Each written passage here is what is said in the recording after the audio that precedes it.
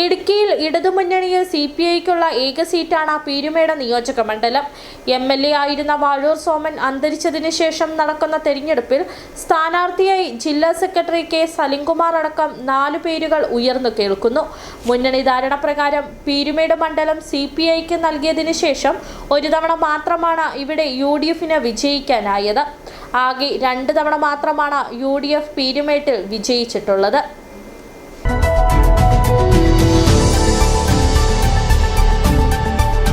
1967 മുതൽ പരിശോധിച്ചാൽ പീരുമേട് മണ്ഡലത്തിൽ 2 തവണ മാത്രമാണ് UDF വിജയിച്ചിട്ടുള്ളത്. 1977 മുതൽ CPIയുടെ ഇടുക്കിയിലെ ഏക മണ്ഡലമാണ് പീരുമേട്. 2 തവണ CA കുര്യനും 3 തവണ ES ബിജിമോളും ഏറ്റവും ഒടുവിൽ വാഴൂർ സോമനും വിജയക്കൊടി നാട്ടിയ ഇടതുകോട്ട.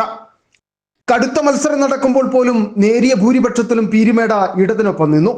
ES ബിജിമോൾ 2016 വിജയിച്ചത് 395 വോട്ടുകൾക്ക് മാത്രം. ഇതിനുശേഷം വാഴൂർ സോമൻ മണ്ഡലം നിലനിർത്തിയത് 1835 വോട്ടുകൾക്കാണ്. ആകസ്മികമായി വാഴൂർ വിട പറഞ്ഞതിന് ശേഷം എത്തുന്ന തെരഞ്ഞെടുപ്പിൽ ഇത്തവണ ഇടത് സ്ഥാനാർത്ഥി ആരാകുമെന്ന ചോദ്യത്തിനും പ്രസക്തിയേറുന്നു. പ്രധാനമായും ഇവിടെ 4 പേരുകൾ ഉയരുന്നുണ്ട്.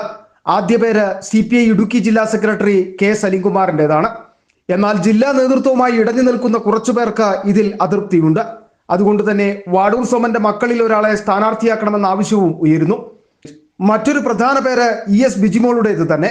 3 തവണ മണ്ഡലം ഇടതിനൊപ്പം നിലനിർത്തുകയും പീരുമേടിനെ അടുത്തറിയാവുന്ന ആളെന്ന നിലയിലും ബിജിമോളുടെ പേരും ഉയരുന്നുണ്ട്.